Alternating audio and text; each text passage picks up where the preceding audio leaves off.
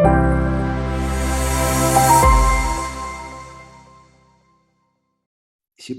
20 ranges. As I said, there were a lot of changes in the C++ in the STL library that helps it to utilize the new features of the language. But there were also some other ideas how can STL library be improved, and those ideas were developed by Eric Niebler very successfully, and at the end his library that was called Range version 3 was adopted as a part of the C++, and now it's in the standard from the C++ 20. So what ideas are? So let us call range everything that provides two iterators in STL sense, begin and end. And it's what usually containers do, but we will soften this requirement, and we will not require from the ranges to own the data. It will be enough to just to pass to have this begin and end, and to query the range to query range, and we don't care about the origin of the data. And let's modify all algorithms signatures in a way that they will take ranges everywhere if it's possible. Indeed, if you will take a look at the STL algorithms, you will notice shortly that they usually require a couple of iterators, begin and end. It's just not very convenient to pass everywhere two iterators. It's better to pass just one object, the range. And also let's introduce the thing that we call view. That's a range that that doesn't own the data that it provides, but instead it refers to some other range. It's kind of the wrapper, and it just provides a view to some other data that it doesn't own. And views, they should be cheap, and it assumes that we can move, cheap to move or copy. Okay. We also add the things that we will call view adapters, that are functions that take a range and return a view. And I will, and the advantage is that, well, those are binary functions, and those are unary functions, and they are very well composable to each other. You can apply adapter to some range, and then apply another adapter to the result of this adapter, and so on. So they are composable. So it changed the way how we can utilize the same algorithms that we have in the STL, but with the new interface. Yes. Here are the examples. say we have this vector of integers. Integer is deduced, and here is how we can use this vector with the sort algorithm that is in STD. So it's the old sort algorithm. We pass two iterators, or we can pass R begin and R end to make this sort work in reverse order, or we can pass everything but the first algorithm. So we can do the same from for the ranges, but with a little bit different syntax. So we pass the whole vector to the sort, and it works because vector models range concept. It has begin and end. We can apply views to modify our initial range. We can reverse it. It's the same behavior as passing R begin and R end. Or we can drop the first element from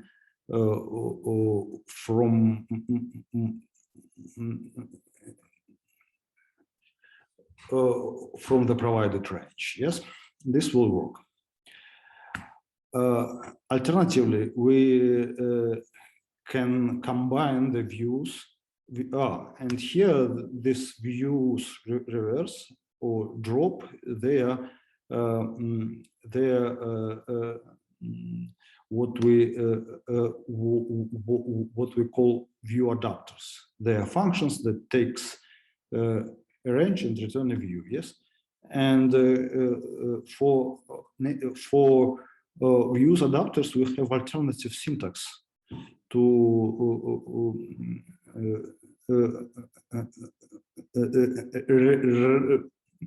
we have overloads of the pipe operator, and we can express the same thing with that syntax. We take the range and we apply the reverse to it. And also here we take the range and we drop the first element from it and sort the rest of it. Okay, now let's analyze this this small snippet. We declare we're using STD ranges. STD ranges namespace, and we create the vector of integers, and we are going to use sort with that vector as a range, and with the greater STD greater instance as a comparison factor. Why this compiles? It shouldn't. It looks like it shouldn't, because, well, we should apply STD. We should apply ideal lookup here, because vector belongs to the STD namespace. STD greater also belongs to STD namespace, and this sort should be STD sort. But STD sort has the different signature and it shouldn't compile. But it turns out that internally range sorts,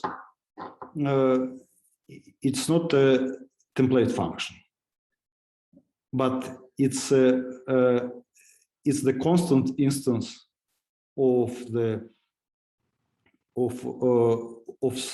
of some functor that has overloads of the pollen operator. And this kind of things, they are called in the C++ in the newest C++ standard nibloids. By this name was suggested suggested by Eric Niebuhr. So probably he is not that modest people, but at least well, now this is the official term of the standard, and the nibloids have the interesting feature that they stop ideal dependent lookup. How it works? As soon as lookup finds the name sort that is available, because we have this std ranges using declaration, and it stops argument dependent lookup because it cannot because argument dependent lookup can only be applicable to the functions and template functions, and sort is an instance, and so this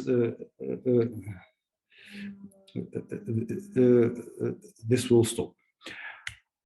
Okay, another interesting feature of the ranges that how they are implemented under the hood. Unlike STL that uses the old way of implementation, ranges internally they're using C++ 20 concepts. The syntactic feature that helps to define the real concept, and it significantly improves the quality of the error messenger. For example, if you try to call std sort with the list, you will get an error that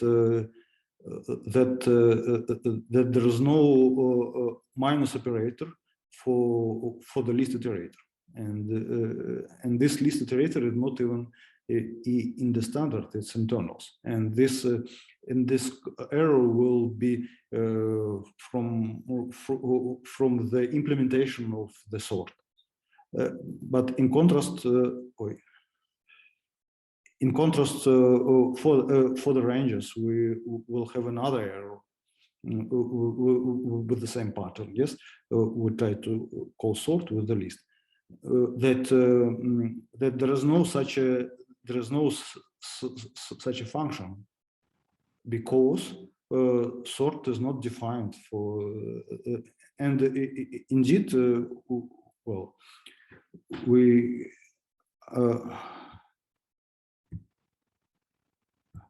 I will show you that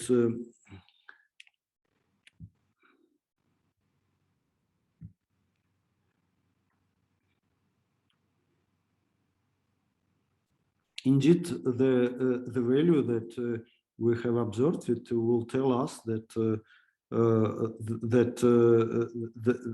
the reason why there is no such a function, that we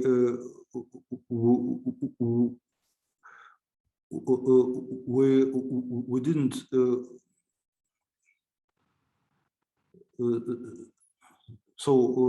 that argument deduction failed because constraint is not satisfied. So apparently sort list ranges sort requires random iterator, and the list just doesn't satisfy contains. It's much more descriptive than the the initial STL the initial error message. Okay, let's take some example let's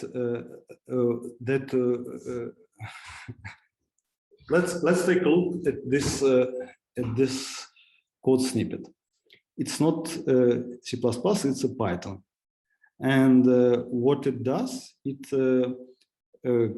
creates, it uses list comprehension syntax to define all Pythagorean triples, all possible Pythagorean triples. Pythagorean triples are those,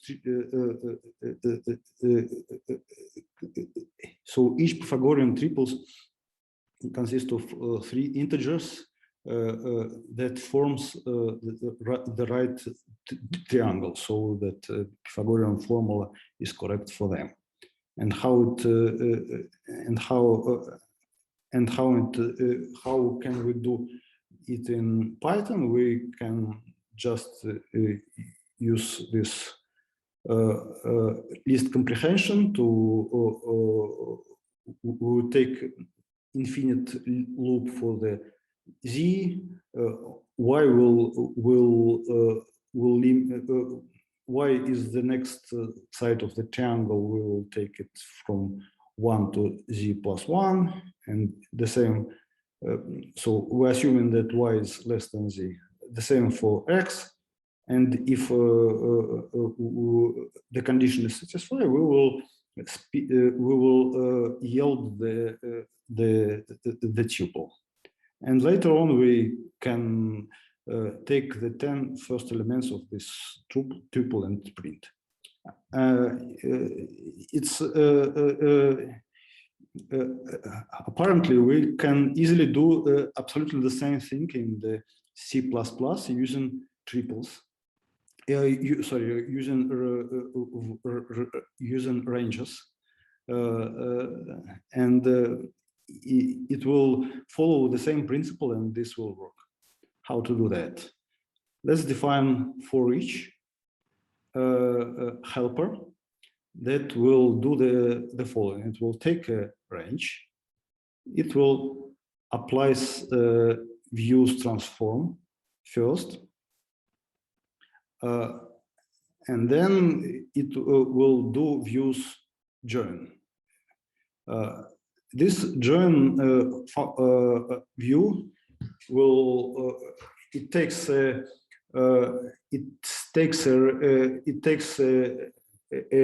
range of ranges, and it join it's flatten it's to a single range, to a single view. And of course, for that function that is taken in transform, we expect that it returns a range. Yes. So let's do yet another helper that takes some condition and the value, and it first forms a single. It first forms a range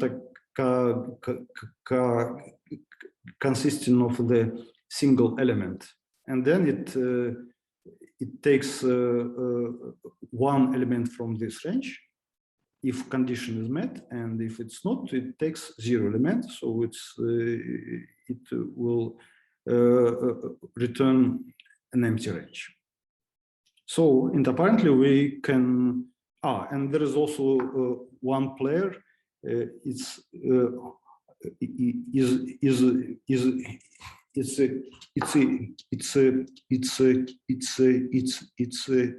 iota view. It just generates a view with of the integers from 1 to infinity, and we can limit this iota view with the second argument that is just by providing the bounds. And apparently, we can mimic absolutely the same structure as we have in Python, and it works the same. We take this those Pythagorean triples, and we limit ourselves to 10 of them, and we do output them. By the way, here is the example how structured bindings can be used in the ranged for loop.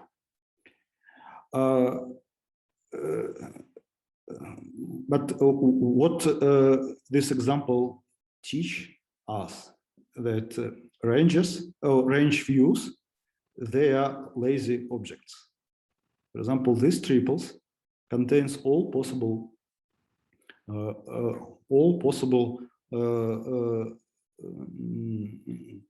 Pythagorean triples, infinite number of them. But obviously, we are not executing all the triples at the moment where it's defined, and it's only the code is only executed when we start to enumerate this view here. Okay, that's probably it. Thank you. If you have any questions, I can answer that. So, Anton, I would like you to comment on the performance side. So, being lazy gives you the ability to to not really caring about the sizes. But on the other hand, what about the efficiency of that code? Well, this Pythagorean triples is a kind of artificial example, but it's not very useful for the high performance applications. But the good thing is that most likely the code will be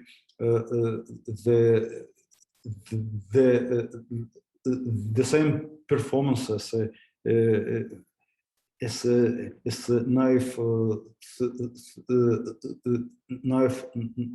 naive C-like nested loop, because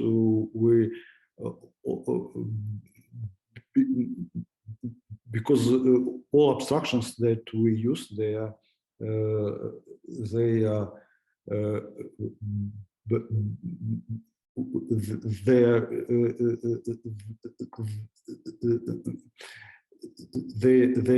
go for free. So lambdas are cheap. Inline function inlining works, and well, it should not be so performance should not affect much, I would say. And well, and also that's one of the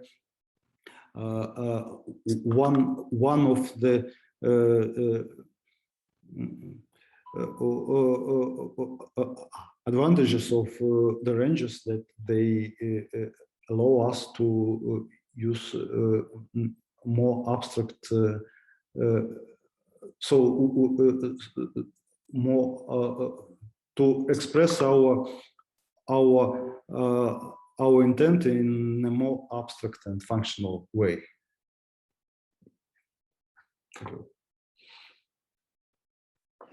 Okay, so I think let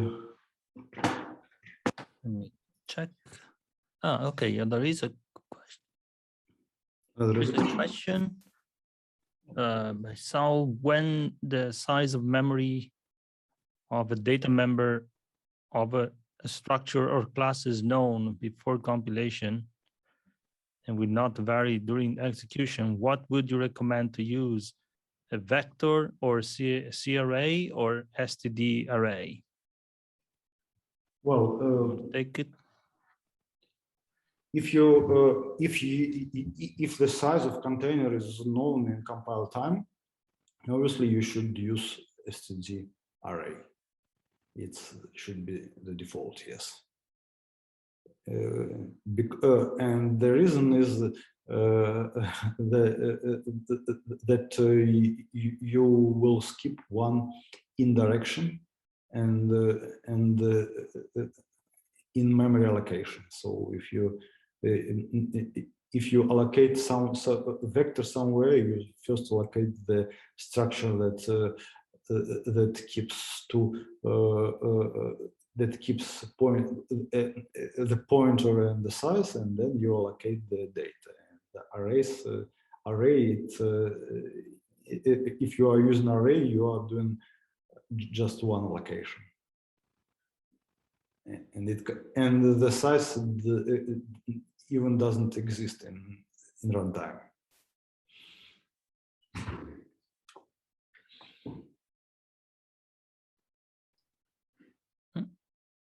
All right, I think that we concluded this part.